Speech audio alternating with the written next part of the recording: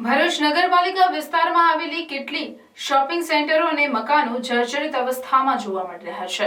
નગરપાલિકા દ્વારા જર્જરિત ઇમારતોના માલિકોને ઇમારતો ઉતારી લેવા માટે ઘણી વખત નોટિસો પાઠવવામાં આવી હોવા છતાં પણ માલિકો દ્વારા ઇમારતોનું સમારકામ અથવા ઉતારી લેવાની કાર્યવાહી કરવામાં આવતી નથી, જેના કારણે અવારનવાર ઇમારતો ધરાશાયી થવાની ઘટનાઓ સામે આવતી રહે છે।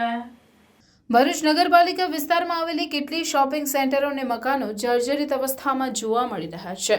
નગરપાલિકા દ્વારા જર્જરિત ઇમારતોના માલિકોને ઇમારતો ઉતારી લેવા માટે ઘણી વખત નોટિસો પાઠવવામાં આવી પણ માલિકો દ્વારા ઇમારતોનું સમારકામ અથવા ઉતારી લેવાની કાર્યવાહી કરવામાં નથી આવી, જેના કારણે અવારનવાર ઇમારતો ધરાશયી થવાની ઘટનાઓ નગરપાલિકા વિસ્તારમાં બનતી રહે છે।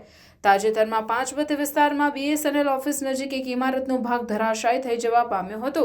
તે પહેલા પણ મહમ્મદપુરા સર્કલ નજીક પણ એક ઇમારતનો કેટલોક ગેલેરીનો ભાગ ધરાશાયી થવાની ઘટના બની હતી।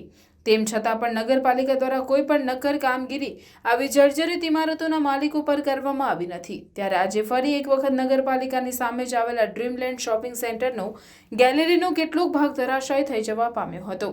આ પહેલા પણ આ જ શોપિંગનો એક ભાગ ગેલેરીનો ધરાશાયી થઈ જતા નગરપાલિકાએ માલિકને માત્ર નોટિસ આપી સંતોષ માન્યો હતો। ત્યારે ફરી એક વખત ગેલેરીનો ભાગ ધરાશાયી થઈ જતા નગરપાલિકાના નોટિસને પણ ઘોડીને પી જનાર માલિકો પર આવનાર સમયમાં પાલિકા દ્વારા નક્કર પગલાં ભરાશે કે નહીં તે જોવું રહ્યું। પરંતુ હાલ તો આ ગેલેરીનો ભાગ ધરાશાયી થતા શોપિંગ સેન્ટરમાં વ્યવસાય કરતા દુકાનદારો અને દુકાનમાં ખરીદી કરવા આવનાર ગ્રાહકોના જીવ તાળવે ચોંટ્યા હતા। સદનસીબે આ ઘટનામાં પણ કોઈ જાનહાનિ થઈ ન હતી।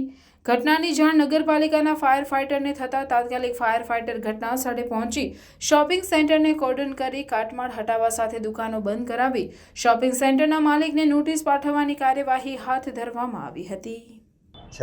ગેલેરીનો ભાગ અત્યારે પડી ગયેલ છે। સદનસીબે કોઈને જાનહાનિ અથવા તો વાગ્યું નથી।